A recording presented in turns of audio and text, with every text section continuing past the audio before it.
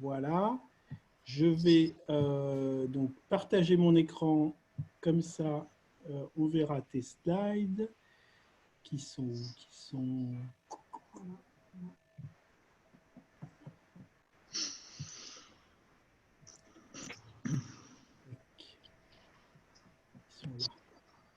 là. Voilà. Voilà. Ils sont là. Tac, tac. Donc voilà, j'ai le document ici. C'est bien ça. Donc je vais passer en plein écran. Très bien. Merci beaucoup.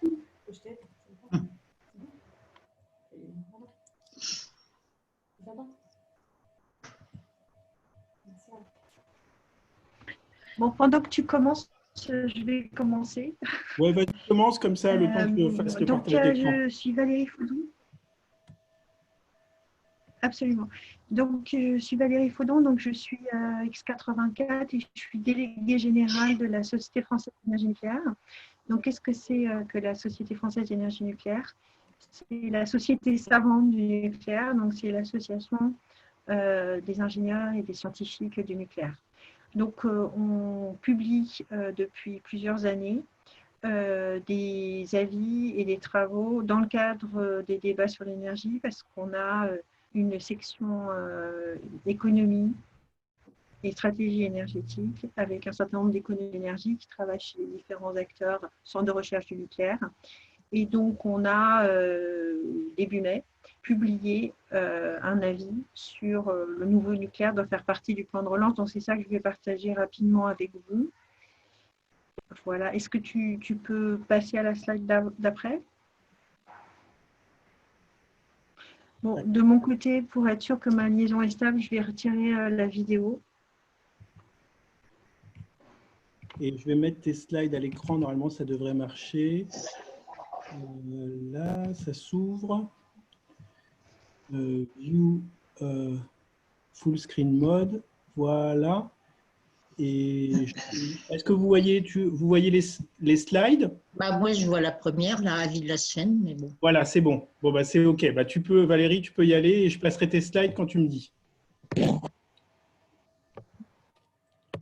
D'accord, donc tu peux passer à la prochaine. Voilà. Et sur celle d'après? Non. OK. Non, ça ne marche pas.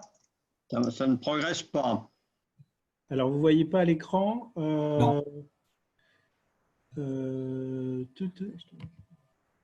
Tac, tac, tac. Il y a une précaution à prendre, j'ai appris ça. C'est du PowerPoint? Non, c'est PDF. Ah, et il faut mieux, alors je ne sais pas, je les vois sous un… Ah, ça y est, non? C'est bon, mais l'écran est parti. Alors, est-ce que c'est… Voilà. Ça, Ah, il y a Michel bon. Il y a plein d'amis. Ah, c'est parfait. Super, très bien. C'est celui-là? Oui, voilà, c'est ça. Bon. Donc, on va passer au slide d'après. Au slide juste avant. Donc, juste avant, celui-là. Juste avant. Celui-là? Voilà. Donc, voilà. Donc, ça, c'était… non, juste après, avec les cinq Okay. notes. Voilà. Donc, voilà. Donc, ça vous donne une idée de ce qu'on a publié donc, sur les 2 dernières années. Donc, c'est des travaux relativement épais et qui nous prennent plusieurs mois de travail. Donc, vous avez, on a beaucoup de nucléaire et du nouveau nucléaire. On a déjà publié des scénarios qu'on avait commandés au professeur Capros de l'Université d'Athènes qui, lui, fait les modélisations pour la Commission européenne qu'on avait publié. On a publié sur le climat. Et notre dernière note, c'est un travail qu'on a fait avec le BCG. Donc, on avait travaillé à la fois sur le renouvellement du parc d'un point de vue calendrier énergétique, avec, comme vous le savez, sûrement l'effet falaise à venir au début des années 40, quand la majorité du parc nucléaire arrivera à 60 ans. Et d'un point de vue industriel, on avait en particulier, avec le BCG, interrogé une centaine de personnes qui travaillent chez les fournisseurs des grands acteurs pour savoir quel était l'état de leur carnet de commandes. Donc, je vais en reparler. Voilà. Donc là, aujourd'hui, je vous présente un avis. Donc, c'est un nouveau travail, sachant qu'on a une note technique qui va être publiée la semaine prochaine, qui s'appellera « Y a-t-il un risque à ne pas renouveler le parc nucléaire ?» Donc, je vous présenterai aussi un extrait en avant-première de ce travail-là. Est-ce que tu peux passer à la prochaine? Donc, la question qu'on s'est posée sur cet avis, c'est on s'est appuyé un peu sur la réflexion de Roosevelt au moment du New Deal, qui avait défini 3 horizons d'action. Donc, le premier, c'est l'intervention d'urgence, le relief, la relance, le recovery et le projet de société reform. Donc, nous, on va se focaliser sur la relance et le projet de société, qui est ce sur quoi on s'est focalisé au niveau de l'avis qu'on a publié. Et on s'est aussi focalisé sur le nouveau nucléaire, c'est-à-dire la construction de 6 EPR, ce programme qui est actuellement dans la PPE, sous la forme d'une instruction en cours d'un programme de nouveaux réacteurs pour mi-2021. Voilà, donc on a ces 2 focus-là dans ce que je vous présenterai. Si vous avez des questions sur le reste, je vais vous répondre. Est-ce que tu peux passer à la prochaine slide?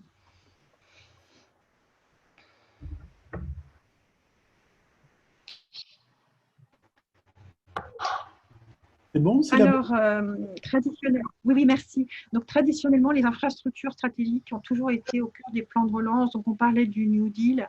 Vous vous rappelez bien sûr de la Tennessee Valley Authority en 1933, mais aussi il y a eu le plan Marshall, les barrages hydroélectriques des années 50. Et même dans la crise de 2008, il y avait des investissements de l'État dans des infrastructures stratégiques. Vous voyez, le transport et le programme routier. Donc, pour rappel, vous l'avez à gauche, le TPS, c'était des barrages hydroélectriques. C'est devenu, à la fin de la guerre, la région première productrice d'électricité du pays, avec tout un programme industriel et agricole qui s'est développé autour. Donc, pour nous, le parc nucléaire fait partie des grandes infrastructures stratégiques du pays. Stratégique parce que c'est ce parc nucléaire qui assure notre alimentation en électricité bas carbone et notre sécurité énergétique, notre souveraineté, enfin plein de sujets. Et donc, elle est naturellement au cœur du plan de relance à venir, aux côtés bien sûr de plein d'autres investissements. Est-ce qu'on peut passer page 5 ? Alors, c'est d'abord évidemment un outil pour la filière. Donc, je vous la décris. C'est la 3e filière industrielle française derrière l'aéronautique et l'automobile. Il y a 3000 entreprises, 220 000 employés. Alors, il faut savoir que ce qui est intéressant dans un EPR, on va le voir. Donc, vous avez, ça c'est une étude PwC de 2011, plus de 8000 emplois directs et indirects en moyenne pendant la phase d'étude, la phase de construction, et 80% de la valeur ajoutée française. Donc, la filière actuellement est interrogée pour savoir est-ce que vous pouvez augmenter ce taux de localisation, mais vous voyez qu'il est extrêmement élevé. Donc, il faut voir que non seulement il y a des emplois pendant la phase de construction, mais aussi, bien sûr, pendant la phase d'exploitation. Donc, ce n'est pas un investissement type « ah ben tiens, je relocalise telle industrie et puis finalement, elle ne sera pas compétitive, donc elle va disparaître peu après ». Nous, on est là pour rester, évidemment, avec à peu près 1600 emplois pérennes et dont les localisables pendant 60 ans, pendant la phase d'exploitation. Donc, ça, c'est pour un EPR, puisque vous sachiez qu'il est question d'en construire, les construire par paire à partir de maintenant. Donc, page 6. Page 6. Donc, c'est aussi pour la filière un moyen d'amortir les effets de la crise dans d'autres secteurs, parce que cette filière de 3000 entreprises, elle ne travaille pas que pour nous. Vous voyez que pour les exploitants, le nucléaire, c'est la moitié de l'activité. Pour les grandes entreprises, c'est 20%, les PME, 10%. Ces ETI, ces PME travaillent aussi pour l'aéronautique, l'automobile, pour l'oil and gas. Elles sont extrêmement touchées par la crise aujourd'hui. Donc, leur donner du travail dans le nucléaire, c'est aussi compenser provisoirement les pertes d'activité qu'ils ont dans ces autres secteurs. Voilà, donc, c'est important. Et puis, pour la filière nucléaire, on a besoin, comme vous l'avez vu, de consolider nos compétences sur les chantiers nouveaux nucléaires. Et on a besoin d'avoir des effets de série pour renforcer la compétitivité des constructions neuves. Voilà, donc c'est évidemment un point important pour la filière en elle-même. La slide 7. Alors, quand on avait interrogé avec le BCG la filière nucléaire en septembre 2018, déjà, en fait, c'était compliqué. On était en fin de chantier de Flamanville. Il n'y avait pas de visibilité sur Paris de commande. Alors, il y en a un petit peu. Il y a de Hinkley Point au Royaume-Uni. il y a du Rosatom, il y a du ITER, mais pas forcément sur toutes les compétences, pas forcément de manière continue. Donc déjà, vous voyez, en septembre 2018, il nous disait que pour plus de la moitié d'entre eux, sans décision d'ici 3 ans, ils commenceraient à réduire leurs effectifs. C'est-à-dire que les gens qu'ils ont formés et qui se sont formés sur Flamanville, il y avait un risque que ces personnes partent ailleurs. Donc, quand on leur a demandé où est-ce que vous allez les réallouer, ils nous disaient principalement envoyer dans l'oil and gas, donc beaucoup de métiers communs dans l'oil and gas, ainsi que d'autres industries, évidemment. Voilà. Donc, il y avait une fragilité, sans compter que là, on parle d'un monde où les employés sont fidèles, mais vous savez, de nos jours, les jeunes, quand il n'y a pas de boulot, ils partent, ils donnent leur DEM et ils partent ailleurs. Voilà. Donc, il y avait vraiment un risque très important de ces compétences qu'on a construites, qu'on a renforcées sur Flamanville. Au lieu de les consolider, on les repère de nouveau, comme on les a perdus avant le chantier de Flamanville. Voilà. Page 8. Alors, donc, une des questions, c'est quand est-ce qu'il y aurait des retombées. Donc, le rythme de construction, qui est un rythme étalé, c'est celui qu'on a publié l'année dernière. Donc, c'est une paire tous les 5 ans. Et puis, avec une possibilité d'accélération après à 2 paires tous les 5 ans. C'est un rythme de croisière de l'ordre de 2 milliards par an d'investissement total, hein, évidemment, c'est-à-dire tous les partenaires, avec quelques centaines de millions dans les premières années. Donc, ça commence à donner des retombées dès 2021, mais surtout, c'est un signal fort, puisque la filière aujourd'hui, elle attend ce signal. Comme je vous disais, elle hésite à retirer ses billes, je dirais, puisqu'elle n'a pas de visibilité sur le carnet de commandes sur la partie nouveau nucléaire. Donc, elle en a sur la partie maintenance, puis ce n'est pas les mêmes métiers pour beaucoup d'entreprises. Donc, elle a besoin d'un signal fort. Donc, on pense que le fait d'avoir un signal de programme, une visibilité programmatique, peut générer un investissement en compétences et dans l'outil industriel de la part de ces entreprises. Il y a déjà plusieurs étapes clés qui ont été franchies. Le programme est en instruction maintenant depuis, je pense, au moins 1 an. On a choisi la technologie, c'est le PR2 qui a déjà fait l'objet d'une revue par l'autorité de sûreté nucléaire.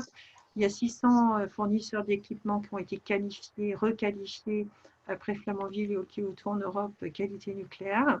Et il y a un plan d'investissement qui a été, s'appelle le plan Excel, qui était la réponse au rapport de Jean-Martin Folsa en octobre 2019, où il y a 100 millions d'euros qui sont pilotés par le GIFEN, c'est le groupement industriel des Français de l'énergie nucléaire, et ce qui concerne 3 domaines, la qualité industrielle, les compétences et la gouvernance des grands projets. Donc, slide 9. Donc là, sur la partie relance, je voudrais finir par 2 sujets qui concernent plus précisément l'économie dans son ensemble. Donc ça, c'est une étude de Deloitte qui a été faite. Donc elle a été faite, Deloitte a fait une étude pour Foratom au niveau européen et pour la filière éolienne. Et donc, en gros, en France, chaque euro investi dans le nucléaire génère 2,5 € dans le reste de l'économie. Donc ça, c'est lié à 3 sujets. Le premier, c'est le haut niveau de la chaîne de localisation industrielle, hein, enfin la localisation de la chaîne industrielle, comme on en a parlé tout à l'heure, on est à 80%. On a une contribution à la compétitivité des prix d'électricité des industriels et des ménages, puisque vous le savez, un Allemand paie son électricité aujourd'hui 70% plus cher qu'un Français. Et on a un très haut niveau de qualification, 2 fois plus élevé que la moyenne industrielle en France. Donc ça fait des salaires élevés. Donc ça crée évidemment des effets d'entraînement. Je vais revenir sur les territoires sur lesquels nous sommes. Voilà, donc on a un taux d'entraînement extrêmement élevé de fait de ce qu'on est une technologie nationale. Le dernier slide, c'est sur la partie territoriale, je crois. Donc, l'outil de relance efficace pour les territoires, on est pas mal dans des territoires où il n'y a pas grand-chose d'autre. Donc, l'exemple, c'est Fessenheim, pour des raisons d'achat du foncier pour les sites nucléaires. Donc, on est évidemment très, très, très important pour un certain nombre de régions de France. Notre emploi est bien réparti sur l'ensemble du territoire. On a un retour d'expérience sur le chantier de Flamanville qui est intéressant parce qu'il a été lancé exactement en plein milieu de la crise de 2008. Donc, on peut voir quel a été l'effet régional de Flamanville. C'est une étude qui a été faite par la CCI en 2017. Donc, vous voyez, je vous parlais tout à l'heure de plus de 8000 salariés, c'est 4600 sur place, donc 4000 sur place, 4000 ailleurs en France. Et alors qu'on a vécu en France entre 2008 et 2015, vous voyez, une hausse de demandeurs d'emploi énorme, hein, de 2 à 3,5 millions de demandeurs d'emploi sur la période. Il y a une stabilité totale des emplois sur l'arrondissement de Cherbourg, y compris de l'emploi industriel. Des entretiens très intéressants à lire de la part des entreprises locales qui avaient en gros 10% de leur chiffre d'affaires sur le chantier, mais ça a servi d'amortissement énorme par rapport à d'autres activités qui avaient beaucoup souffert dans cette crise-là, soit dans d'autres activités industrielles, soit ailleurs en France, pour d'autres filiales. Et ça leur a permis d'ouvrir des nouveaux marchés aussi, donc un bilan très positif régional. Voilà. Donc ça, c'est ce que je voulais vous dire sur la partie recovery. Voilà. Donc la première partie que Roosevelt avait décrit, qui est pourquoi le nouveau nucléaire peut permettre le recovery. Donc après, je crois que j'ai 4 petites slides, donc je vais finir rapidement sur la partie long term. Donc on a regardé un peu toute la littérature économique qui avait été publiée ces 2 derniers mois pour savoir c'est quoi ce monde d'après. Et on a trouvé 3 grands critères. Le premier, c'est que c'est un monde décarboné. Le deuxième, c'est que c'est un monde résilient. Et le troisième, c'est la souveraineté. Voilà, donc j'ai 3 points à vous faire là-dessus. Donc, le prochain slide, c'est la décarbonation. Alors, vous savez bien sûr que le nucléaire est bas carbone. Donc, en France, c'est 6 grammes de CO2 par kilowattheure. Donc, ça veut dire que l'ensemble de notre mix avec le renouvelable et un peu de fossile, on est à 50. Mais surtout, ce que je voulais en parler, parce qu'on a ces grands débats, est-ce qu'il faut de nouveau renouer avec la croissance? Le nucléaire fait partie des outils qui permettent de découpler croissance et émissions. Donc à gauche, vous avez des chiffres entre 80 et 85. On a eu une croissance de 8% du PIB et on a fait décroître nos émissions de 20%, donc c'est possible. Et l'année dernière, par l'AIE, vous voyez qu'il y a eu une stabilisation des émissions, donc il y a eu un découplage avec une croissance de 3%. Et le nucléaire a contribué à ça, parce qu'il y a une forte croissance de la production actuellement en Asie. Il y avait Chine, Japon, Corée. Alors, on a déjà décarboné notre électricité, donc ce qui vient après, c'est l'électrification des usages. Et ça, c'est un nouveau relais de découplage. Dans la SNBC, la stratégie nationale carbone, on prévoit une hausse de la consommation électrique de 30% d'ici 2050, dont une partie hydrogène. Voilà. Donc, c'est le prochain relais pour nous de découplage, c'est d'utiliser notre électricité bas carbone, nucléaire et renouvelable. Et puis, et là, je vais y venir pour que, évidemment, notre électricité reste bas carbone dans la durée. Il faut lancer le renouvellement du parc sans tarder. Et on a des exemples autour de nous, aux États-Unis, en Belgique, au Japon, où on a des fermetures de centrales nucléaires qui sont remplacées actuellement par des centrales à gaz. Next. Page 12, voilà. Alors, sur la résilience, j'ai 2 slides à vous montrer. Donc, j'ai une résilience au niveau court terme et puis une résilience au niveau long terme. Donc, ce sont des chiffres qui datent du mois de mars dernier. Donc, ce qu'on a vécu sur la période du mois de mars, c'est une baisse de la conso de l'ordre de 20%. Dans la crise du Covid, donc on a eu naturellement une hausse de la part du solaire et de l'éolien dans le mix électrique. Et le nucléaire a servi d'amortisseur à tout cela. Alors, vous savez que nos centrales savent bouger de 80% en 30 minutes à la hausse, à la baisse, et ça 2 fois par jour. Donc, vous le voyez assez bien. En l'espace de 24 heures, entre le 27 et le 28 mars, vous voyez que le nucléaire, face à une hausse de la production renouvelable, a baissé de 10 gigawatts. Donc voilà, donc c'est typiquement un rôle de résilience et d'amortissement que peut faire notre parc nucléaire, et donc accompagner le développement des renouvelables en ce sens. Alors, le slide d'après, c'est plutôt sur le long terme. C'est le travail qu'on va présenter la semaine prochaine. Donc, le slide 13. La question qu'on s'est posée, c'est peut-on prendre le risque de ne pas renouveler le parc nucléaire? Parce que dans les discussions qu'il peut y avoir sur le lancement du programme de 6 EPR, c'est de dire, mais est-ce qu'on en a vraiment besoin ou est-ce qu'on peut faire 100% renouvelable? Donc on a travaillé avec Compass Lexicon, qui a un super modèle qui permet de voir ce qui se passe au pas horaire en rentrant des séries, en particulier de production nucléaire et renouvelable 50, comment on bouclait. Voilà, avec 2 variables qu'on faisait bouger. La première, c'est, attendez, je vois que ma connexion est instable, vous m'entendez? Oui, oui, oui. On faisait bouger, est-ce qu'on renouvelle le parc ou pas? Et on avait un petit renouvellement du parc. C'est celui que je vous disais, c'est-à-dire un rythme, d'abord, comme je disais, une paire tous les 5 ans, puis une accélération à 2 paires tous les 5 ans, ce qui nous met à 30% de nucléaire en 2050, donc avec une baisse quand même très importante. Ça veut dire que si on veut être au moins à 50% en 2050, c'est un programme plus fort qu'il faudrait lancer. Et l'autre chose qu'on a fait varier, c'est les moyens de flexibilité. Flexibilité de la demande, flexibilité aussi stockage intersaisonnier. Voilà. Donc, on se rend compte qu'on y face à d'abord une incertitude très importante. La première, c'est la stratégie de nos voisins. Il faut savoir que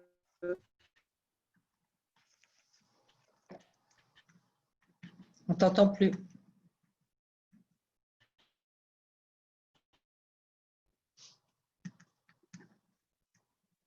Valérie, tu m'entends? Non. Valérie, on t'entend plus. Est-ce que tu avais terminé? Ah, Valérie, on t'entend à nouveau, c'est bon.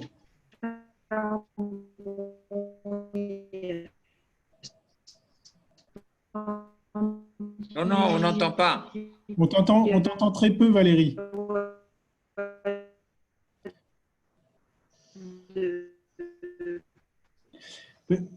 Valérie, on ne t'entend pas? Peut-être que ce qu'on peut faire, c'est passer. Là, on t'entend vraiment pas. Valérie, tu m'entends? Tu m'entends? Non, on t'entend plus. Réessaye de parler. Peut-être ce qu'on peut faire. Elle a disparu là, elle est sortie du. On peut passer Antoine et puis on verra si quand Valérie revient, si elle veut finir. Vous m'entendez? Oui, oui, on m'entendez? Oui. Oui, on t'entend. Je finis rapidement, oui, mais c'est parce que ma connexion n'est pas très bonne. Je suis dans le centre de Paris et Paris, ce n'est pas un bon endroit. Alors, donc oui, je voulais dire sur celui d'avant, donc en gros, il y avait un certain nombre d'incertitudes. La stratégie de nos voisins, la demande, puisque bon, on ne sait pas comment les consommateurs vont se comporter évidemment, mais aussi il y a une limite sur les moyens biomasse qui fait qu'on va peut-être demander une électrification des usages plus forte pour atteindre la neutralité carbone. Et puis, il y a beaucoup de technologies qui sont aujourd'hui pas industriellement déployées à grande échelle, donc on ne sait pas est-ce qu'elles sont vraiment acceptables et déployables. Et les risques qu'on a, c'est de parier sur la saturation des gisements ENR sans savoir exactement qu'est-ce qu'on sera capable de déployer, ce que la population souhaite qu'on déploie, de dépendre vis-à-vis de technologies qui ne sont pas matures aujourd'hui. On constate aussi, et ça on pourra revenir, vous les présenter, une très grande variabilité des prix. Et donc vraiment des questions de savoir quel modèle des acteurs économiques pour que ça soit viable, quelle est la régulation. Voilà. Donc pour nous, c'est clair que c'est une stratégie extrêmement risquée. Avec le risque au bout du compte, c'est de devoir dépendre soit de voisins qui ne peuvent pas nous livrer parce qu'ils sont dans la même situation, soit de devoir construire des centrales à gaz. Voilà. Alors, le dernier point que je voulais vous dire sur la souveraineté, je crois que quelqu'un m'a posé la question sur l'uranium. Donc, pour nous, la souveraineté, il y a 2 sujets. Il y a le sujet de l'approvisionnement en uranium. Donc, ça, c'est la slide d'après, Laurent. C'est la slide 14. Donc, sur l'approvisionnement en uranium, je vous rappelle que le coût de production du nucléaire, c'est que l'uranium naturel, c'est que 5%, hein, 5%, donc c'est vraiment pas grand-chose.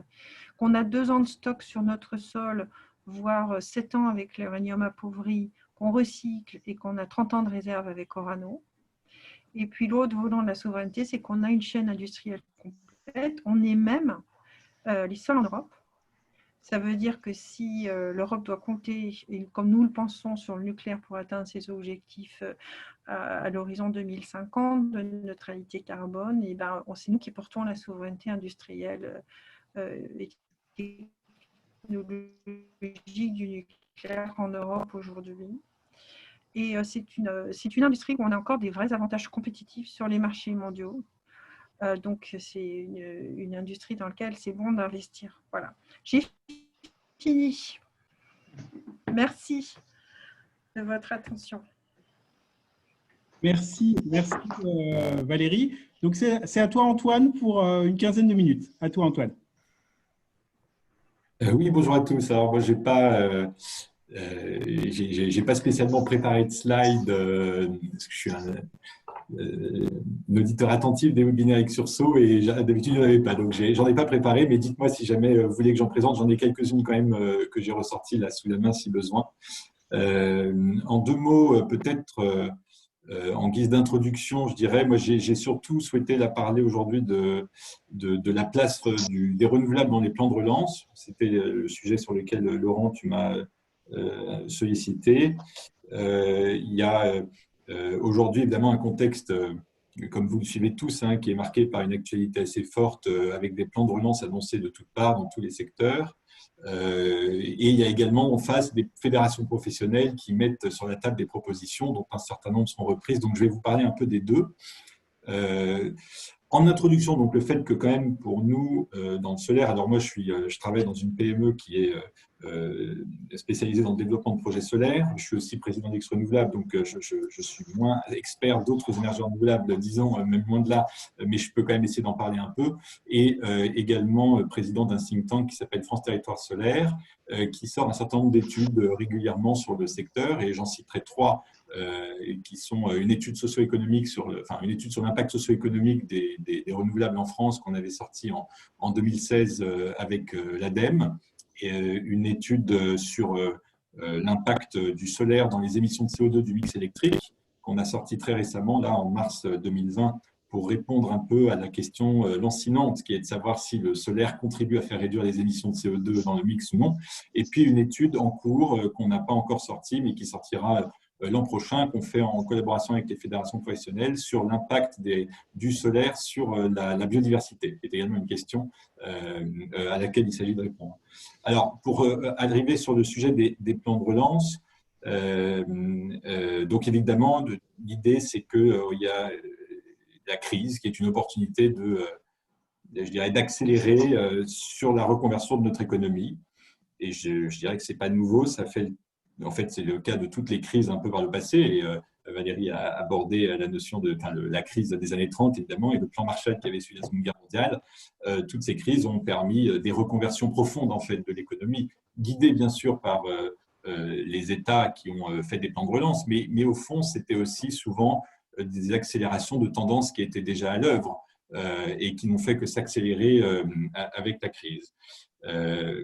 Alors, les tendances qui sont à l'œuvre dans les renouvelables, je ne vais pas m'étendre trop longtemps dessus parce que vous les connaissez. Hein. Il y a évidemment l'effondrement du prix, celui dont tout le monde parle. C'est la tendance qu'on observe depuis 10 ans maintenant, effondrement du prix dans l'éolien, effondrement très important du prix dans le solaire, avec une division par 10 du prix de l'électricité solaire. Tendance qui est drivée à la fois par la baisse des panneaux, mais également par la baisse des taux d'intérêt. On ne le dit pas assez, mais c'est avant tout un objet financier. Hein, une centrale de production d'énergie renouvelable financée beaucoup par de la dette. Donc, si les taux d'intérêt baissent, vous baissez le prix de l'électricité que vous produisez. La baisse des panneaux, bien sûr, a joué également.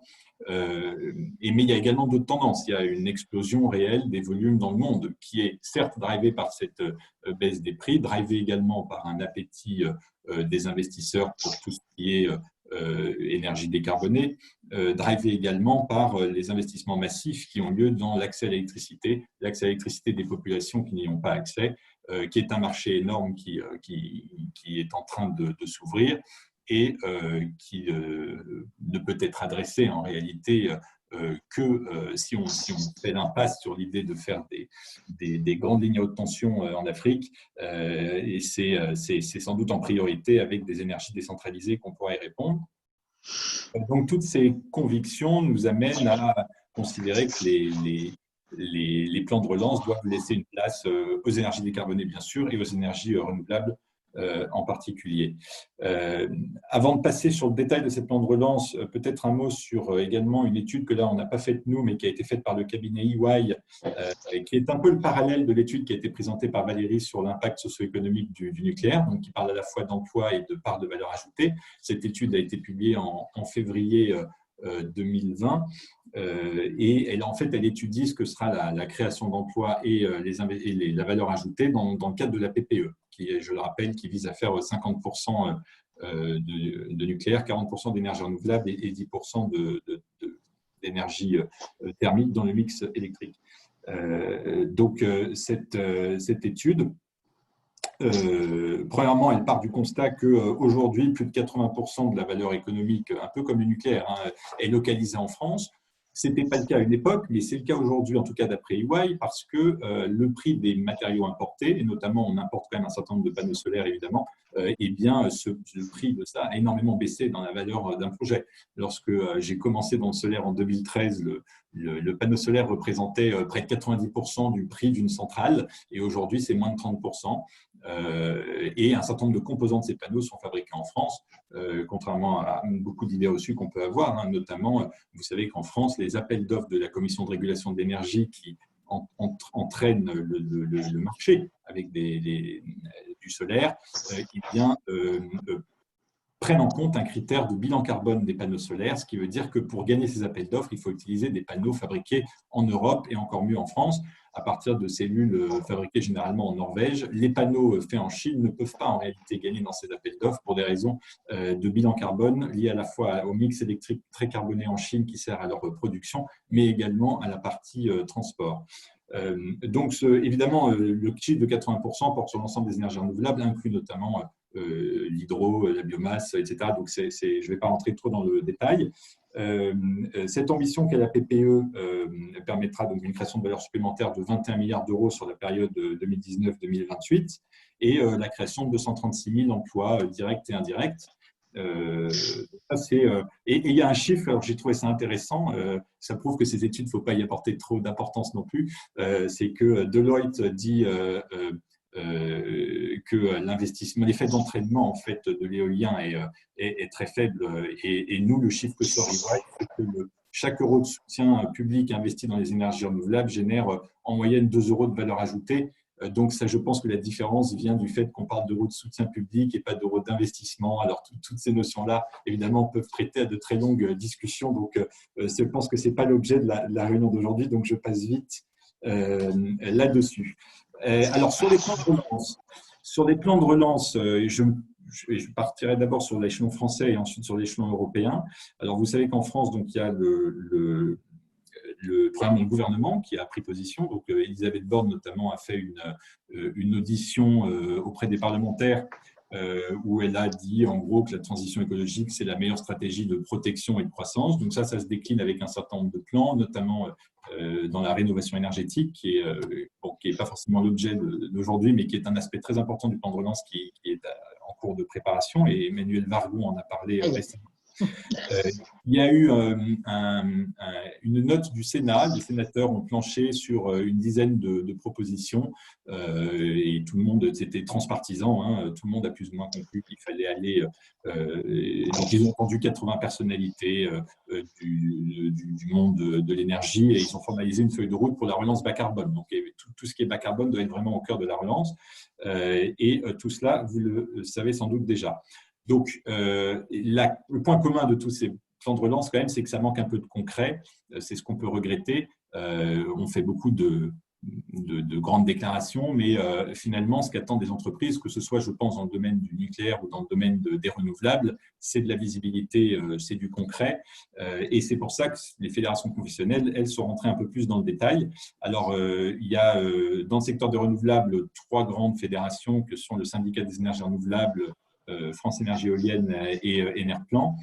Et ce qui était intéressant, c'est que toutes ces propositions ne visent pas forcément à demander des milliards supplémentaires, puisque ce n'est plus du tout le besoin aujourd'hui.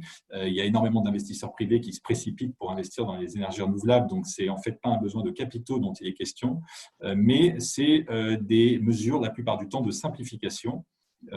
Simplification dans les procédures d'urbanisme, simplification dans les procédures, dans le cadre juridique qui encadre le développement de ces énergies décentralisées. Ce cadre juridique est aujourd'hui inadapté aux objectifs qui sont ceux de la PPE. Un point de comparaison très simple, vous prenez une centrale, je ne parlerai même pas de l'éolien offshore, où chacun sait que ça fait 15 ans que ces parcs sont en développement et ne sortent pas.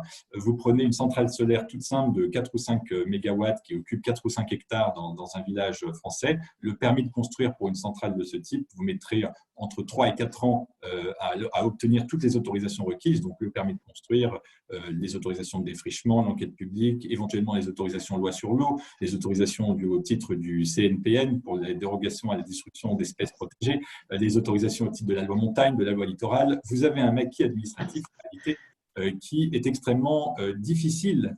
C'est le cas également pour les grands projets nucléaires ou hydroélectriques, mais la différence, c'est que quand vous êtes sur un projet de 4 ou 5 millions d'euros d'investissement, vous pouvez difficilement vous permettre dans l'économie du projet de faire 3 à 4 années de développement.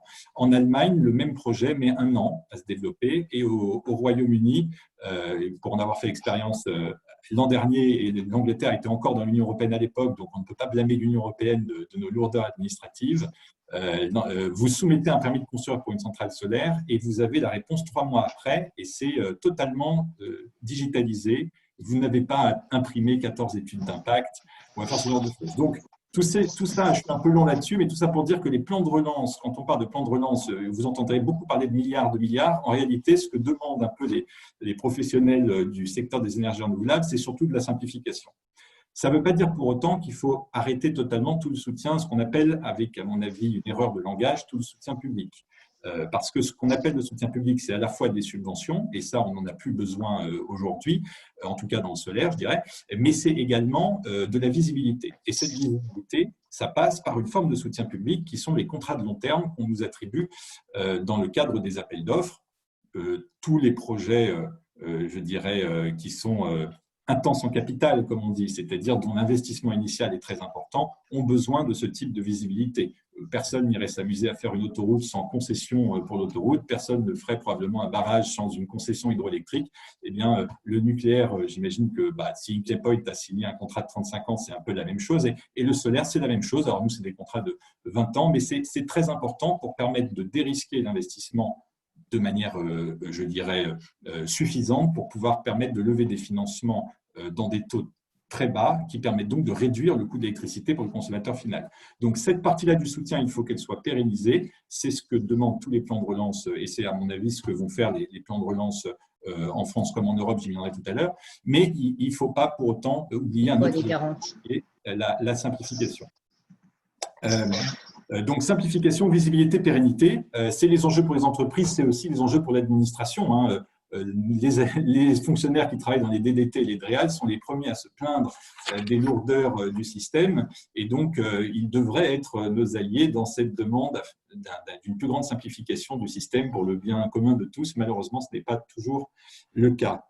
En Europe, maintenant, ce que je vois, l'heure qui tourne, donc je vais conclure rapidement. C'est très compliqué, tous les plans de relance européens, mais pour les résumer de manière très simple, il y a eu une annonce de Ursula von der Leyen le 27 mai dernier qui vise grosso modo à dire que le plan de relance va consister à renforcer le Green Deal, qui lui-même avait déjà été annoncé en fin d'année dernière. On parle de 750 milliards, 500 sous forme de subventions, 250 sous forme de prêts. Et ça va aller notamment dans 3 axes principaux. Tirer les leçons de la crise, donc je passe rapidement, tout ça c'est sur le secteur de la santé notamment, etc. Et le deuxième axe qui est soutenir les États membres dans leurs actions. Et puis le troisième axe qui nous intéresse le plus, qui vise à relancer l'économie de l'Union européenne en encourageant les investissements privés, en ciblant notamment des thématiques qui sont les secteurs verts, dont les renouvelables, et le numérique, qui est l'autre axe du plan de relance. Donc là-dedans, il y a de tout. Il y a un peu de soutien pour les énergies renouvelables classiques, solaires et éoliens. La mesure principale là-dedans, c'est l'idée d'un appel d'offres multi-pays européens qui permettrait par exemple à un pays qui a atteint ses objectifs ou qui ne souhaite pas développer davantage de renouvelables sur son sol et qui n'a pas encore atteint pour le coup ses objectifs, de financer des projets via des appels d'offres avec des contrats de long terme, comme je l'ai évoqué, mais de les financer dans d'autres pays et d'atteindre ainsi ces objectifs. Donc ça, c'est quelque chose d'assez intéressant qui va être à explorer. Et l'essentiel de cet argent, de ces milliards qui sont mis sur la table, va dans le financement de la recherche, de l'innovation, l'hydrogène. C'est pas l'essentiel, 84. Etc. Voilà, donc sur le plan européen, je ne m'étendrai pas plus longtemps, d'autant plus qu'il doit maintenant être négocié avec les États membres, donc ce n'est pas encore fait, et on parle d'une adoption qu'en décembre prochain, donc tout ça va encore prendre un peu de temps. À noter quand même que l'Allemagne, elle a fait son propre plan, donc vous avez entendu parler du plan de relance franco-allemand de 500 milliards. L'Allemagne va prendre la présidence de l'Union européenne en juillet, et a d'ores et déjà annoncé, donc ça c'est le 5 juin dernier, c'est très récent, 30 milliards de plus pour la transition énergétique. Et donc, évidemment, le fait qu'elle soit qu'elle a la présidence de l'Union européenne va influer également, sans doute, l'orientation des plans de relance. En conclusion, et vraiment pour laisser de la place à la discussion, parce qu'on pourrait parler des heures de ces sujets, l'objet du Green Deal et de ces plans de relance, que ce soit en France ou en Europe, c'est pas, et vraiment, je pense qu'il faut qu'on ait en tête, c'est pas seulement l'écologie, c'est pas seulement, je dirais, une lubie d'écolos et je dirais de bisounours qui auraient souhaité vraiment la décroissance et le retour à la nature, tout ça. C'est pas du tout ça. L'objet de ces plans de relance, c'est vraiment de considérer que c'est par ces investissements qu'on va créer de la croissance. Et c'est la conviction si on veut que l'Europe ait une place dans l'économie mondiale des 50 prochaines années, on ne peut pas ne pas investir massivement dans ces technologies qui vont occuper une place aussi importante dans le monde, à la fois dans les marchés d'électrification des pays en voie de développement que j'ai évoqués, mais également dans la reconversion suite à la fermeture de centrales thermiques notamment. Il faut être présent là-dessus. Et on ne peut pas être présent simplement en misant sur l'export. Je pense que Valérie l'a bien évoqué également. Les filières ont besoin de visibilité sur le territoire national parce qu'il est impossible d'aller exporter quelque chose si vous ne l'avez pas bien déjà développé chez vous, pour tout un tas de raisons, évidemment, que je ne développerai pas. C'est atteindre des objectifs climatiques. Alors, un chiffre intéressant, atteindre les objectifs climatiques de l'Union européenne créera 1 million de nouveaux emplois et générera 1% de PIB additionnel en 2030. Donc ça, c'est un chiffre qui vient de la Commission européenne. Je le prends avec des pincettes, mais je le soumets à votre réflexion. Donc, croissance, création d'emplois, souveraineté aussi. Je pense que sur la souveraineté, le mix nucléaire renouvelable a vraiment son rôle à jouer. C'est sans doute l'épine dorsale de notre souveraineté de demain, parce que je dirais la bataille de la réindustrialisation, de la relocalisation d'activités industrielles des renouvelables en Europe est loin d'être perdue, bien au contraire. Et je conclurai là-dessus. Premièrement, vous savez que sur les panneaux, déjà on en fait, mais on est sous la taille critique, mais on peut tout à fait avoir désormais des usines de panneaux en Europe et notamment en France qui aient la capacité de rivaliser avec les plus grandes usines qui sont aujourd'hui en Asie, pour une raison simple, c'est que le prix du panneau représente vraiment plus grand-chose aujourd'hui. Donc la part liée au transport eh bien, commence à peser assez lourd et donc conduit de plus en plus de gens à vouloir préférer des panneaux européens plus compétitifs. Par ailleurs, c'est une industrie qui est tellement automatisée aujourd'hui que le coût de la main-d'œuvre chinoise, qui pouvait être un avantage par le passé, ne l'est plus vraiment, d'autant plus que ce coût a quand même significativement augmenté. Deuxième aspect, le stockage, qui est quand même le relais important pour demain.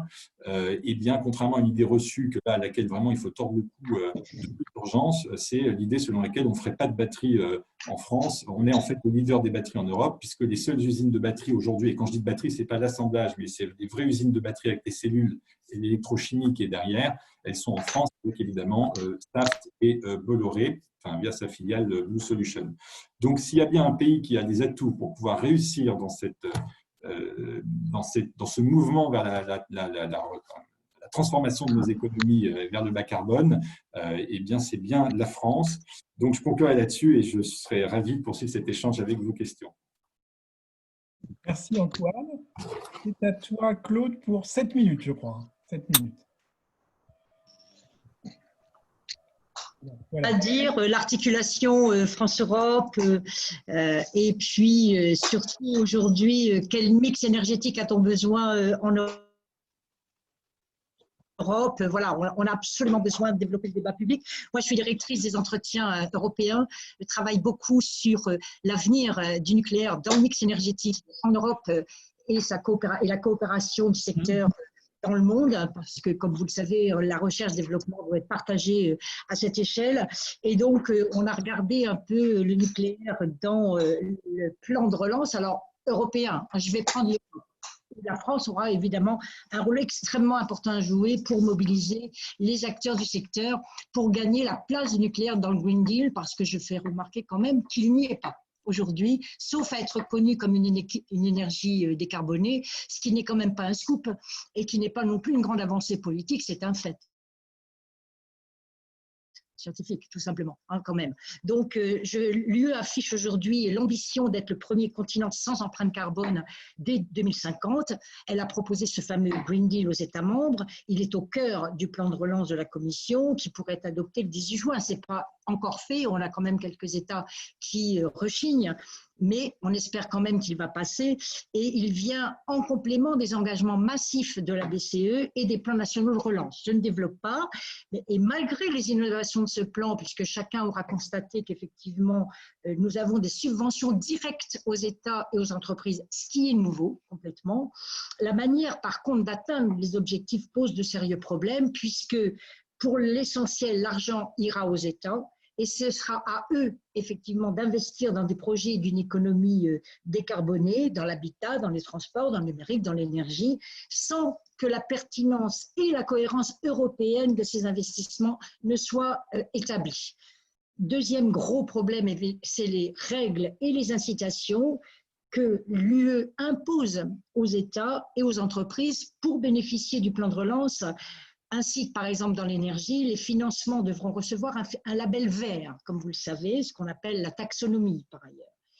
Et pour l'instant, en tout cas à cette étape, ils n'intègrent pas le nucléaire, qui est la source électrique décarbonée par excellence et qui a d'autant plus besoin de soutien qu'il est discriminé sur un marché qui dissuade des investissements de long terme.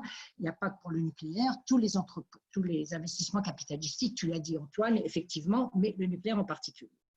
Par ailleurs, le choix politique de fixer l'objectif de 80% de NR dès 2050, voire 100% en 2100, créera des effets pervers en raison de l'intermittence des réseaux, la priorité sur les réseaux, et faute d'un mix énergétique répondant aux besoins d'une économie où l'électricité prend et prendra une place croissante avec l'électrification des usages, on en a parlé. Et je ne veux pas parler aujourd'hui des effets catastrophiques, évidemment, économiques et sociaux liés à la destruction de notre parc nucléaire, si on fait 100% de NR, qui représente, rappelons-le quand même, 126 réacteurs, 118 gigawatts de puissance installée, des milliers et des milliers d'entreprises, 800 000 emplois. Donc je ne parle pas non plus du défi pour l'Europe d'inscrire sa transition énergétique dans la mondialisation, qui, on en a pris conscience pendant la crise du Covid, a provoqué des dépendances entre les pays et les régions, a aggravé les inégalités entre les populations, donc plusieurs milliards d'entre elles n'ont pas accès encore à l'électricité. Je travaille beaucoup sur l'Afrique, je peux vous dire que c'est 600 millions d'Africains qui n'ont pas accès à l'électricité et qui s'interrogent aujourd'hui sur le mix énergétique qu'ils doivent développer. Et là, l'Europe a sans doute un beau rôle à jouer en transférant des technologies et des compétences. Le Green Deal aujourd'hui proposé par la Commission n'intègre pas cette dimension, ni d'ailleurs les réalités historiques des différents pays de l'Union, aggravant les dissymétries de puissance entre eux, menaçant notre Europe de dislocation ou au mieux de renationalisation des politiques énergétiques. Cette stratégie, sous influence allemande, il faut le dire, on pourrait parler de l'Allemagne, ça viendra peut-être dans le débat, nuit aux États membres qui, de fait, n'ont plus le choix de leur mix, contrairement aux traités qui prônent la neutralité et la diversité des sources décarbonées. Il faut changer d'orientation et c'est maintenant. Les États membres et leurs sociétés ont besoin, plus que d'un Green Deal ou parallèlement à un Green Deal qui doit reviser ses objectifs, d'un pacte de solidarité énergétique, tenant compte de leurs atouts respectifs avec des soutiens accrus pour diversifier leur mix vers une électricité décarbonée. Et cela nécessitera également une réforme du marché permettant d'accueillir toutes les sources décarbonées sans discrimination. Alors, comment faire? Quelques mots là-dessus quand même. Les 14 États nucléaires sont soumis aujourd'hui à une pression monstre d'une coalition, vous m'excuserez l'expression, mais je vais les appeler d'ayatollahs verts aujourd'hui, des activistes au niveau européen, des États aussi qui, comme l'Autriche, se refusent même à penser un futur à la technologie nucléaire au sein d'Euratom. Donc Euratom est bloqué aujourd'hui depuis 2 ans, m'a dit son directeur. Nous n'arriverons pas à convaincre les ONG, ni ces États d'ailleurs, qui ont fait de la lutte antinucléaire leur identité. C'est pourquoi nous pensons que les États nucléaires doivent pouvoir mobiliser les acteurs de la société civile qui veulent défendre l'industrie pour maintenir, développer une filière européenne répondant à nos besoins d'aujourd'hui et à ceux des futures générations. En effet, l'industrie nucléaire, ça a été dit par Valérie, je ne développe pas, innove dans des technologies diversifiées, adaptées aux demandes des territoires et dans le temps, adaptées dans le temps, entre la modernisation aujourd'hui de la génération 2, le démarrage de la génération 3, qui devra d'ailleurs créer son parc, et la recherche dans la génération 4, car il faudra être prêt demain, évidemment, car les ENR ne pourront pas, à elles toutes seules, répondre aux besoins et aux demandes. Il faudra une base et celle-ci doit être décarbonée. Et entre le gaz et le charbon nucléaire, le choix, il est vite fait, d'autant plus que les innovations dans le nucléaire permettent aujourd'hui d'envisager non seulement le multirecyclage des déchets, mais demain peut-être beaucoup moins de production des déchets, même s'il en faudra, mais nous avons aussi des solutions de stockage et ce n'est pas seulement en France. Alors, je dirais que nous proposons, pour pouvoir mener ce combat pour garder au nucléaire toute sa place dans le mix énergétique, de bâtir, pourquoi pas, une coordination structurée permanente entre les pays, une coopération structurée permanente entre les pays qui le souhaitent, à l'image d'ailleurs de ce qui vient de se dessiner dans la défense, pour créer une filière nucléaire européenne, mutualiser des fonds publics et privés nationaux et européens, et après tout, pourquoi pas avec l'argent que nous toucherions des plans de relance. Ces fonds financeraient des projets qui pourraient être élaborés sur les territoires avec les sociétés par des agences décentralisées pour essayer de penser les besoins dans le cadre du renouvellement du parc, puisqu'il faut anticiper et prévoir ce renouvellement dès maintenant. Cette coopération contribuerait à notre autonomie stratégique, je vais le dire comme ça, puisque c'est un des objectifs du plan de relance que nous soutenons évidemment de ce point de vue, et permettrait de retrouver notre leadership dans une géopolitique du nucléaire où les autres grandes puissances du monde, j'insiste là-dessus, ne font pas que des ENR, mais se préparent et sont engagés dans une renaissance du nucléaire, et il ne faudrait pas que demain l'Europe soit amenée à acheter sur étagère les réacteurs de génération 3 ou 4 aux Russes, aux Chinois ou aux Américains. Ceci dit, je n'ai rien contre eux, je suis pour coopérer avec eux, mais je suis aussi pour que l'Europe joue toute sa place. Merci beaucoup Claude. Alors, ce que je vous propose, c'est comme il est déjà 7 heures, alors on a eu une personne qui veut poser une question dans l'assistance, c'est donc notre camarade Rosenberg, mais je vais d'abord vous poser toutes les questions du chat. Joël va poser sa question, et puis peut-être dans le même ordre que vous avez parlé, vous pouvez répondre à toutes les questions et conclure. Donc peut-être voilà, en 5 minutes chacun, répondre aux questions qui vous concernent ou que vous jugez les plus pertinentes par rapport à votre expertise et conclure. Donc je vais vous lire toutes les questions du chat. Ensuite, je passe la parole à Joël et ensuite Valérie, Antoine et Claude. Vous aurez chacun 5 minutes pour répondre aux questions que vous souhaitez. Donc, Hubert Lévy-Lambert, est-il plus intéressant de construire des nouveaux EPR ou de maintenir en activité des centrales existantes? Georges Morizot, combien d'années représente notre stock de combustible nucléaire? Hubert, quand il y aura des EPR en Allemagne, donc Valérie a déjà répondu dans le chat, je n'y crois pas, mais bon, peut-être Claude aussi veut dire quelque chose. Donc, camarade Guyot, dans quelle mesure là? Je n'ai pas compris la troisième. C'est pas grave. C'est quand des EPR en Allemagne? C'était ça la. Quand des EPR. Voilà. Quand est-ce qu'il y aura des EPR en Allemagne? Donc, camarade Guyot, l'argument sauvegarder des compétences permet-il de mieux maîtriser le vieillissement des unités existantes? Construire de nouvelles unités n'est-il pas aussi une fuite en avant? On a aujourd'hui résolu la fin d'une vie d'une centrale nucléaire. Donc, ces questions, voilà. Gilles Moutet, quelle importance du solaire dans 10 ans en France, en Europe, dans le monde en pourcentage du total? Quel système le plus performant pour récupérer la nuit, l'énergie produite le jour, les piles, les volets cinétiques, autres? Gilles Moutet qui répond les volets cinétiques. Voilà. Guillaume, reprocher aux ENR un modèle économique incertain n'est-il pas dépassé, voire de mauvaise foi? Donc, c'est une question de Guillaume. Voilà, il souhaitait que je dise que c'était de lui. Elisabeth Néo, unité de montage de panneaux ou de fabrication? Donc,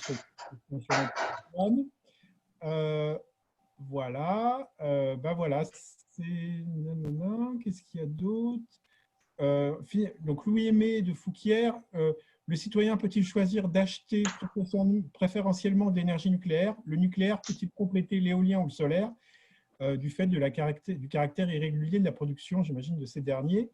Donc, Joël Rosenberg, si tu veux poser ta question directement, et puis après, Valérie, Antoine et Claude pourront répondre.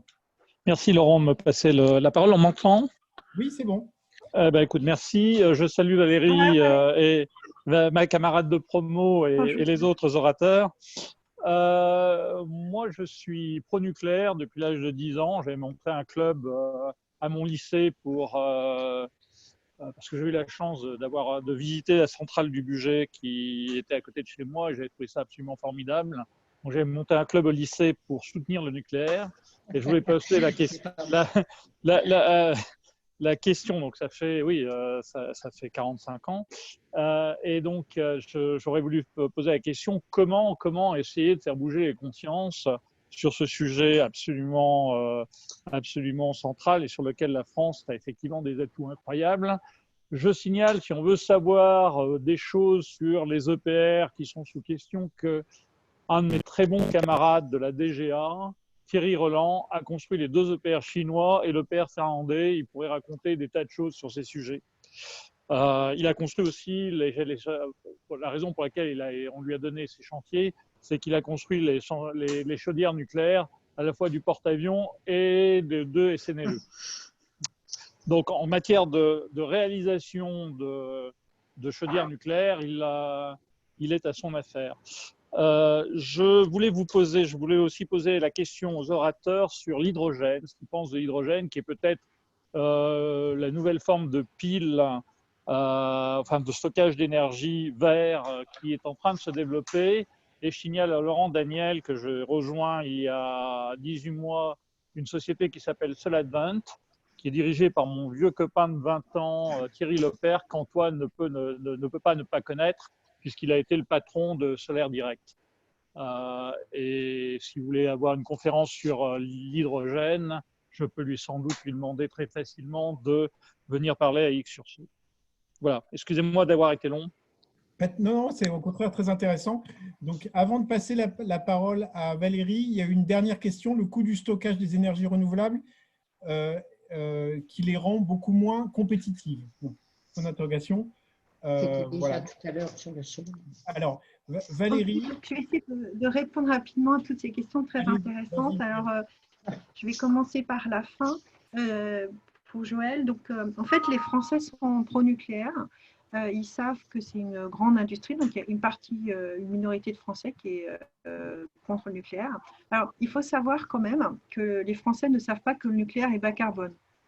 56%. Donc, évidemment, ça limite quand même pas mal. Alors, il n'y a pas que, hein, personne dans le monde ne sait que le nucléaire est bas carbone. Voilà. On peut parler longtemps de pourquoi, parce que c'est quand même des raisons très intelligentes pourquoi, mais bon, toujours est-il que les Français ne savent pas, et malgré tout, ils soutiennent pas mal l'industrie nucléaire parce qu'ils savent que c'est un outil de souveraineté nationale. Voilà. Donc, ils voient le futur nucléaire et renouvelable.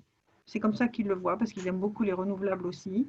Donc, ils voient le futur nucléaire et renouvelable. Voilà. Le modèle, alors, EPR ou parc actuel. Donc, les deux, mon camarade, parce que pour renouveler le parc nucléaire, il va falloir beaucoup de temps. Il faut à peu près 10 ans pour faire une unité. Il faut cadencer. On ne refera pas comme on a pu faire dans les années 80, 6 unités qu'on met en ligne en une seule année. Voilà. C'est devenu plus compliqué pour nous. Donc, on sait que notre parc peut aller jusqu'à 60 ans, mais on pense qu'il n'ira pas au-delà parce qu'on a une autorité de sûreté nucléaire assez exigeante. Aux États-Unis, ils ont déjà jusqu'à 80 ans, mais je pense qu'en France, on ne peut pas tabler au-delà de 60 ans. Et donc, 60 ans, c'est demain, parce que le parc, à partir de 2040, on a un effet falaise. C'est-à-dire qu'on a vraiment les années 80 qui tombent et on perd carrément 4 gigawatts de pilotable chaque année. C'est absolument dément. On a vraiment ça devant nous. C'est pour ça qu'il faut commencer à renouveler tôt. Voilà. Et EDF a prévu un lissage. Certaines unités s'arrêteront à 50 ans, d'autres à 60 ans. Mais il faudra que. Alors, on aura des renouvelables, on aura du stockage, on aura d'autres moyens de production à ce moment-là, mais on aura besoin d'un socle. Et il faut absolument commencer à renouveler ce socle le plus tôt possible. Sinon, c'est ce qui arrivera, c'est qu'on aura soit besoin d'importer de la part de gens qui seront aussi en train de fermer leur pilotable, donc ça sera très difficile, ou on va construire des centrales à gaz. Et comme je le disais, c'est ce que va bientôt faire la Belgique, enfin c'est ce qu'ils annoncent. En stock de combustible, je l'ai dit, on a 2 ans d'uranium naturel sur notre sol. On a aussi l'uranium appauvri qui nous donne 6 à 7 ans de consommation. Et on a 30 ans de réserve et vous savez que l'uranium est très bien réparti avec à peu près 40 à 50% des ressources dans l'OCDE. Les premières ressources mondiales, c'est l'Australie et la France, et ses 2 premiers fournisseurs sont Kazakhstan et Canada. Hein. Voilà. Donc, on a des risques géopolitiques sur l'uranium très faibles. Voilà. Un EPR en Allemagne, non, je n'y crois pas. Je crois que les Allemands n'y reviendront pas. S'ils reviennent au nucléaire, ils reviendront avec des formes de Gen 4 ou de fusion. Voilà. Et dans leur scénario de décarbonation 2050, que je vous invite à regarder, qui a été fait par la DENA, il y a 30% de l'énergie primaire qui est importée sous forme d'hydrogène en provenance de pays qui ont eu beaucoup de soleil. Voilà. Donc, et vous savez aussi qu'ils ont une stratégie gaz très forte. Hein, la grosse opposition à Bruxelles que décrivait Claude, c'est entre la France qui soutient le nucléaire et l'Allemagne qui soutient le gaz. Alors, ce n'est pas complètement déconnant de vouloir se débarrasser du charbon en le remplaçant par le gaz parce que ça diminue les émissions, mais à terme, en 2050, on n'arrive pas à la neutralité carbone. Voilà. Et ce qui est hallucinant dans la taxonomie, c'est qu'aujourd'hui, donc les renouvelables sont passés, donc ça on s'y attendait, mais le gaz avec CCS est passé lui aussi. Et donc, nous, on nous dit qu'on ne sait pas stocker des déchets qui n'ont jamais posé de problème à personne depuis 40 ans. Alors, on fait passer le CSS qui aujourd'hui n'a pas de démonstrateur à grande échelle en disant que lui, c'est safe et nous, c'est pas safe, alors que nous, on a 40 ans de retour d'expérience. C'est un peu les choses compliquées qu'on peut voir à Bruxelles. Donc, la sauvegarde des compétences, en fait, c'est surtout que pour diminuer le coût du nouveau nucléaire, on aura besoin de nouveau nucléaire. Donc, il faut que ce soit le moins cher possible. Et on doit aussi être compétitif pour l'exporter, pour le construire en Europe ailleurs. Et pour diminuer le coût du nouveau nucléaire, il faut monter en compétence. C'est la loi des effets de série qu'on a aujourd'hui sur le solaire. C'est ce que décrivait Antoine. Et donc, les 6 unités, elles viennent d'où? Elles viennent du rapport de la Cour des comptes qui a étudié les coûts du parc français et qui dit que c'est à partir de 6 unités qu'on est à moins 30% de coûts en construction. Vous savez qu'à partir de 2, quand on construit par paire, on est déjà 15% avec 2 EPR sur un même site. Donc, c'était pas, enfin voilà, on a été dans la pire configuration, je pense, à Flamanville et à Haute-Kiloto. Voilà, donc pour avoir des effets de série, il faut faire. Hein, c'est ce qu'on fait actuellement sur le solaire, sur l'éolien. Et on a besoin de cette capacité stratégique, comme dit Claude, parce qu'actuellement, les Russes construisent en série. Les les Chinois construisent en série et les Américains sont en train de lancer un énorme programme. Il y a tous les mois des annonces et c'est vu par les États-Unis aujourd'hui comme un problème de national security et aussi donc un rôle. Ils vont revenir à l'export. On les a vus faire des tournées en Europe cette année. À cause de leur tournée en Europe, les Roumains ont rompu leur contrat avec les Chinois pour passer américain. Donc ça va redevenir un gros enjeu géopolitique et industriel. Voilà, dernier point sur la partie l'hydrogène. Oui, non, enfin, bon, bien sûr, tout le monde dit que l'hydrogène va être un vecteur important et on l'a dit dans la CNBC, il y a 50 TWh qui sont prévus en 2050 pour faire de l'hydrogène. Ce qui est un peu bizarre, il y a une consultation aussi en cours au niveau européen comme quoi on pourrait faire de l'hydrogène qu'avec des renouvelables. Donc, on a défendu une position qui est de dire, non, on a une grille entièrement décarbonée en France, qui a un avantage absolument considérable parce que l'ennemi, c'est le vaporéformage, hein, et on est beaucoup plus cher aujourd'hui que le vaporéformage. Donc, pour être compétitif par rapport au vaporéformage, il faut pouvoir, utiliser notre grille décarbonée parce que ça permet d'avoir un nombre d'heures bien plus important sur les électrolyseurs, donc de baisser le coût des électrolyseurs. Et aussi de pouvoir, avec la grille, produire l'hydrogène près des lieux de consommation qui sont aujourd'hui les industriels. Demain, il y aura beaucoup plus de consommateurs, mais aujourd'hui, c'est les industriels. Et donc, ça nous permet de diminuer les coûts en aval et donc d'être plus compétitifs par rapport au vaporéformage et vraiment de construire une filière hydrogène. Je disais tout à l'heure que les Allemands prévoient de l'importer en 2050. Nous, on pourra leur vendre grâce à notre électricité décarbonée. Voilà. Merci Valérie. C'est à toi Antoine pour 5 minutes pour répondre aux questions et conclure aussi. Voilà. Oui, alors ça fait beaucoup de questions en 5 minutes, mais je vais vraiment vous donner juste quelques pistes. Sur l'importance du solaire dans 10 ans en France, donc en fait c'est la programmation pluriannuelle de l'énergie. Si on arrive à la suivre, nonobstant tous les obstacles que j'ai évoqués tout à l'heure, on devrait faire entre 36 et 44 gigawatts de solaire d'ici 2028. On en a déjà fait 10, donc ça en laisse, vous faites le calcul, entre 26 et 34 à construire. D'ici 2028, ça vient très vite. Ça représentera à peu près 10%. Si on atteint 44, compte tenu du facteur de charge, etc., ça représentera à peu près 10% de la consommation électrique française, rien que le solaire photovoltaïque. Donc ça, c'est les objectifs. Ils ne sont pas du tout inatteignables. J'ai vu tout à l'heure, on a parlé de saturation des ENR en France. 44 gigawatts en 2028. Il faut savoir que les Allemands ont déjà fait 50 gigawatts de solaire à l'heure où nous parlons. Ils avaient je parlais des gisements et en 2050, en prenant les gisements ADEME. Oui, bien sûr. Que dans les scénarios qu'on a faits, on sature, en fait, on prend tous les gisements ADEME. Voilà. Je n'ai pas du tout dit que la France était saturée. Voilà. Non, elle ne l'est pas aujourd'hui, mais elle l'est pas aujourd'hui. Mais disons que sur l'horizon de 10 ans, qui était l'objet de la question qui était posée, on a en fait le champ assez libre en réalité, puisque l'ADEME, par exemple, évalue à 63 ou 70 gigas, je ne sais plus, le potentiel rien que sur les friches dégradées. Donc, tous les terrains pollués, les carrières, les anciens délaissés routiers ou ferroviaires, les friches industrielles, tout ça, ça représente à peu près 70 gigawatts à occuper. Et les objectifs PPE sont de 44. Et là, on ne parle que du solaire et on ne parle pas des toitures. C'est vraiment que les friches et les terrains dégradés et les parkings aussi. Donc ça, je pense à répondre à la question sur l'importance du solaire dans 10 ans. Je crois que cette question comportait d'autres volets également, oui, en Europe et dans le monde. Alors, donc ça, en Europe, j'ai pas forcément les chiffres exacts en pourcentage, mais je peux vous montrer éventuellement des chiffres donc je suis juste en train de les ouvrir là. Si on suit les scénarios de chaque pays, et donc c'est toujours un peu sujet à plein de réserves, tout ça, mais grosso modo, on devrait atteindre en Europe à l'horizon 2030 200 gigawatts de solaire et 250 gigawatts d'éolien.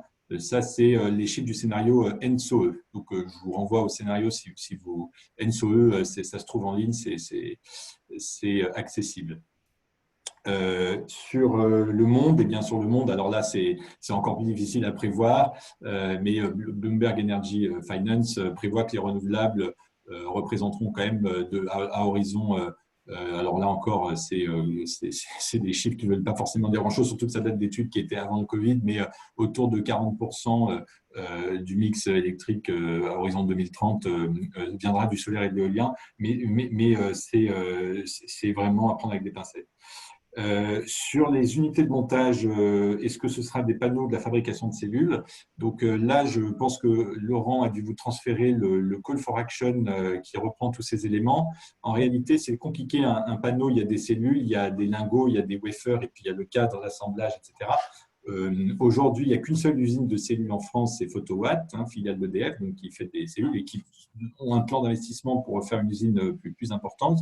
Les autres usines sont plus dans le panneau et pas dans la cellule. Donc l'idée, c'est d'implanter Donc les cellules viennent de Norvège, les cellules utilisées sur les panneaux solaires en France, parce qu'il y a une grosse usine de cellules en Norvège qui s'appelle Norwegian Crystal, qui fabrique des cellules photovoltaïques grâce à une électricité décarbonée liée à l'hydroélectrique, évidemment. Donc, l'idée, c'est d'implanter des usines de fabrication de cellules et de wafers en Europe. C'est tout à fait possible puisque, par exemple, la France est le 5e producteur mondial de silicium. Donc, il n'y a aucune raison qu'on ne puisse pas implanter ces usines ici puisque le coût de la main-d'œuvre n'entre pas vraiment en compte vu que les chaînes de montage sont automatisées. On a parmi les meilleurs centres de recherche du monde avec l'IPVF et le CEA qui, vous savez, un centre de recherche sur le sujet près du Bourget-de-Lac. Le marché européen va rester l'un des marchés les plus dynamiques sur le solaire. Donc, il y a vraiment tous les feux sont alignés pour faire en fait sur le solaire le même type de projet qui a été fait sur la batterie. Vous avez peut-être entendu parler de l'Airbus de la batterie. C'est en fait un IPCEI, donc un projet d'intérêt commun européen où l'Europe met de l'argent pour faire naître un peu comme ça une industrie. C'est un peu dans la lignée de ce qui avait été fait avec Airbus. Est-ce que le citoyen peut choisir d'acheter son énergie nucléaire? Donc là-dessus, je réponds très rapidement. Il peut choisir d'acheter de l'électricité aujourd'hui verte, mais pas forcément avec le choix de quelle énergie il achète, en tout cas à ma connaissance, mais il y a des projets en cours de labellisation de l'énergie, donc l'ADEME travaille là-dessus, où demain le citoyen, alors si ce projet passe, et ce n'est pas encore fait, mais devrait pouvoir savoir quelle est exactement l'origine de l'énergie qu'il achète. Et ça, c'est dans les tuyaux. Il faut bien distinguer les garanties d'origine, qui sont un système un peu flou. Et par exemple, vous pouvez acheter des garanties d'origine sur des parcs éoliens en Irlande et faire tourner des centrales à gaz en Europe et puis vendre de l'électricité verte. Tout ça n'est pas très clean. En revanche, vous pouvez avoir demain des systèmes basés sur la blockchain qui permettent vraiment de savoir d'où vient l'électron qui a été produit. Donc ça, c'est des choses qui sont vraiment en cours de déploiement.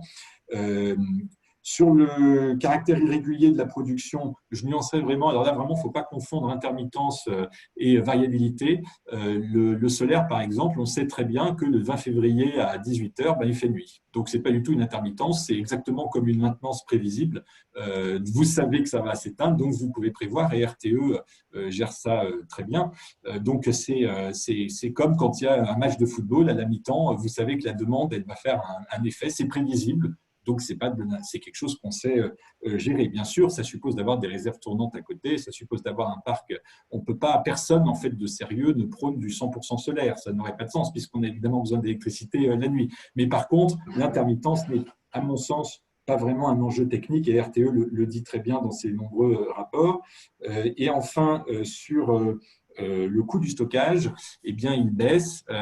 Et en fait, quand on parle Donc, aujourd'hui, vous pouvez acheter une batterie chez vous, Tesla, pour quelque chose comme 8 000 €, mais ça ne va pas vous parler beaucoup. Disons que la batterie, le kilowattheure, nous, sur des projets qu'on fait à d'échelle industrielle un peu, on achète entre 250 et 500 kWh de batterie, ça coûte à peu près 450 € le kilowattheure, vraiment clé en main. Il faut bien se méfier de ce qu'on lit sur les chiffres. Il y a parfois, on ne vous parle que du prix de la batterie, c'est-à-dire de la cellule, mais il faut y ajouter l'onduleur, le conteneur, tous les câbles, fourni posé, c'est 450 € le kilowattheure. C'était plus de 1000 il y a encore 2-3 ans. Donc, ça baisse beaucoup. Il y aura quand même ça ne va pas baisser autant que le solaire, puisqu'il y a quand même un coût de la matière première pour le coup sur les batteries qui est un vrai enjeu. Ce n'est pas comme le silicium, il y a plein de choses dedans, etc.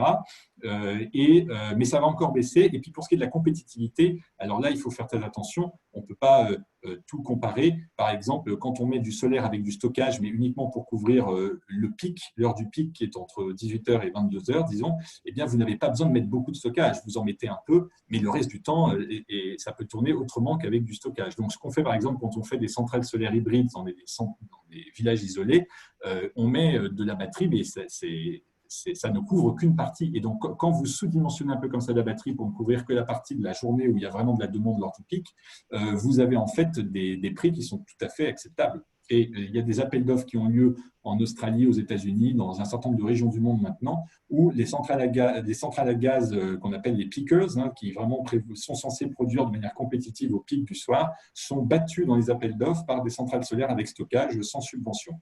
Voilà, je m'arrêterai là. Je pense que j'en ai peut-être oublié, mais je laisse la parole également à Claude. À toi, Claude, pour 5 minutes pour les questions et conclusions.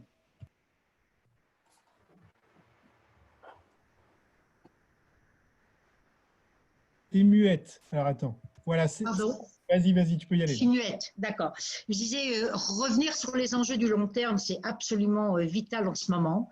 Et de bien savoir quel mix énergétique on aura besoin dans le long terme, parce que c'est maintenant que ça se décide, évidemment. La crise du Covid, en tout cas, elle nous a appris une chose, c'est que si on n'a pas de vision d'avenir, si on n'anticipe pas et si on ne planifie pas, on a tout faux et on dépendra, y compris des autres. Donc, et l'apport de l'atome, je voudrais le dire aujourd'hui, on doit revenir sur l'apport de l'atome dans le monde, dans notre Europe, évidemment, en D58, pour la prospérité et le besoin de préserver nos atouts pour pouvoir relancer notre économie. On parle de relance, une reprise et durable en plus. Donc là, je n'ai pas le temps de développer, évidemment, mais c'est évidemment un combat qu'il va falloir mener dans nos pays et avec les autres États si nous voulons que l'Europe garde sa place comme leader dans le secteur. Alors, il va falloir renouveler le parc en Europe. Donc, EPR ou prolongation de la durée de vie de nos centrales, il ne faut pas opposer les technologies, évidemment, puisqu'elles ne s'opposent pas. Il y a des temporalités dans le nucléaire. D'abord, quand on s'engage dans le nucléaire, ce n'est pas pour 10 ans, c'est pour 100 ans. Donc, on a besoin de moderniser notre parc. Et en France, il y a le grand carénage, mais ailleurs aussi, il y a la prolongation de la durée de vie prévue dans certains États. D'autres ont décidé de fermer, comme la Belgique, et je peux vous dire qu'il y a des acteurs aujourd'hui qui se mobilisent pour essayer de garder les centrales et ne pas les remplacer par le gaz, parce qu'au niveau du CO2, là, on aura tout faux, évidemment. Et puis, nous avons besoin de construire un parc EPR en Europe. En France, nous allons en avoir un. Et nous avons des études pour 6 EPR, ce n'est pas encore complètement acquis, mais on espère bien que cette étude va pouvoir déboucher effectivement sur l'investissement. Ça existe en Finlande avec des projets d'un 2e EPR, ça existe au Royaume-Uni, ils ne sont plus dans l'Europe, mais nous avons des alliés là au Royaume-Uni très importants. Et je peux vous dire qu'en Hongrie, en République tchèque, ils veulent la 3e génération, ce ne sera pas l'EPR, ce sera des VVER, enfin des réacteurs russes, mais il y en aura. Donc je pense qu'il ne faut pas opposer, il ne faut pas opposer non plus avec la 4e génération, parce que si nous voulons déboucher et être prêts en 2100, c'est maintenant.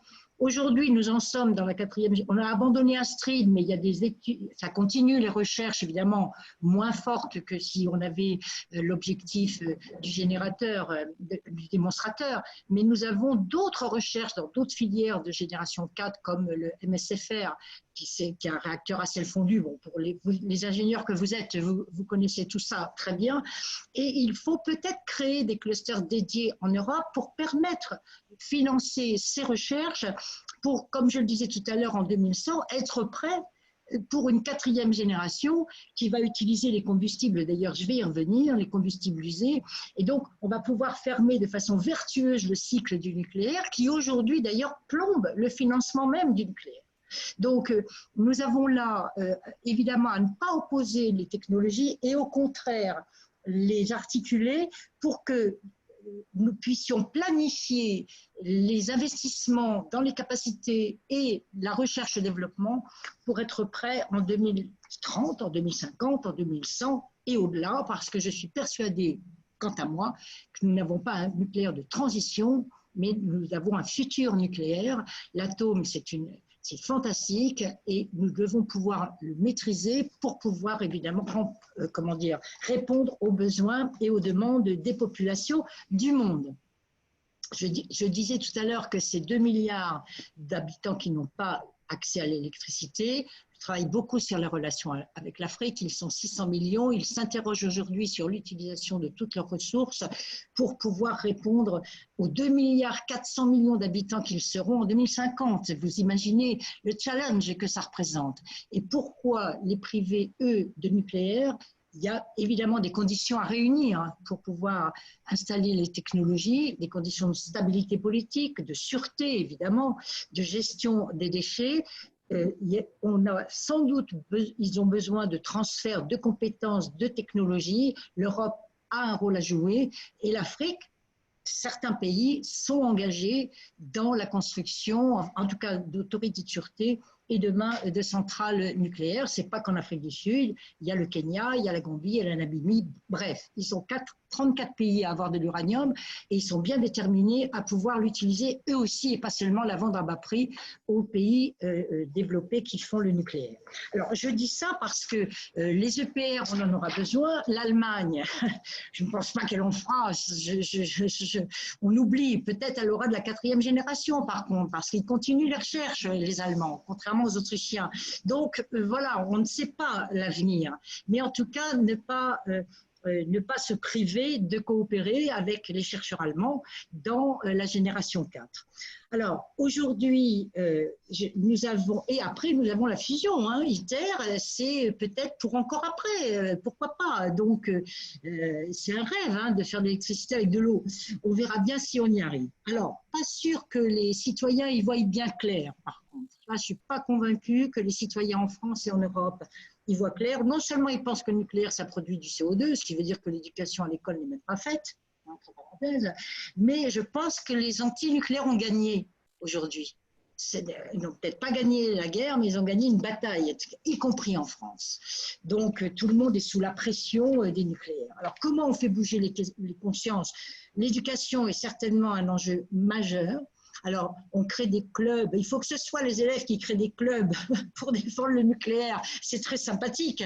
Mais enfin, bon, on doit apprendre ça dans les sciences, enfin, dans la physique, dans l'énergie. Bon, on parle d'énergie décarbonée. S'il y en a une par excellence qui existe là, plus d'ailleurs que le vent et le soleil, entre parenthèses. Hein, 6 grammes, on a dit tout à l'heure. L'éolien, c'est 10, le solaire, c'est 32. Donc, de quoi on parle? Donc, l'éducation à l'école, l'ouverture des entreprises, évidemment, ça se fait déjà, mais pas suffisamment. Et les entreprises, sans doute, doivent être beaucoup plus offensives. Elles se sont fait mettre sur la défensive, je le dis en toute amitié à nos amis entrepreneurs, mais à nos grandes entreprises formidables, d'ailleurs, qui innovent en permanence. Donc, comment gagner la place du nucléaire en Europe? Il y aura le combat à mener d'éducation et d'ouverture des entreprises. Il y a le combat des États nucléaires qui ne doivent pas se faire priver de leurs atouts en coopérant entre eux.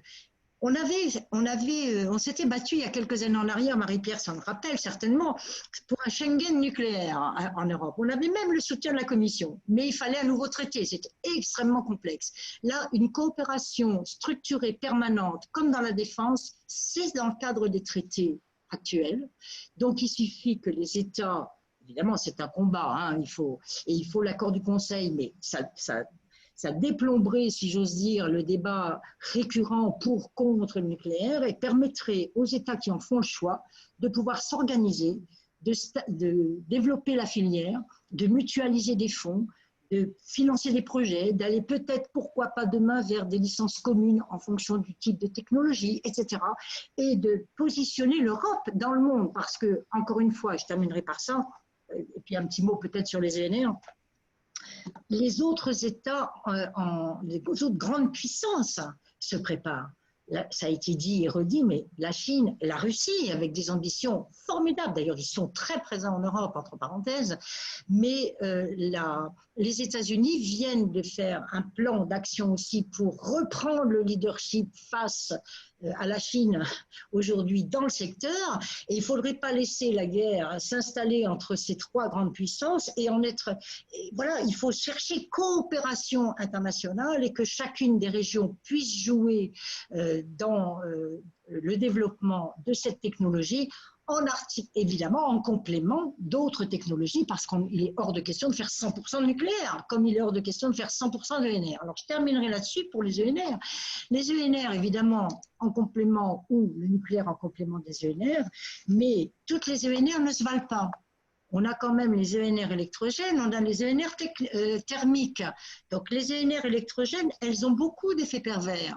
Alors, on arrive peut-être à les maîtriser mieux. Tu as cité l'intermittence, alors plus pour l'éolien que pour le solaire, mais il faut aussi des moyens de production complémentaires souples et rapides. C'est plutôt le fossile qu'on choisit aujourd'hui parce qu'en plus il est moins cher, il est encore peut-être un peu plus flexible que le nucléaire aujourd'hui, mais là aussi le nucléaire fait énormément de progrès.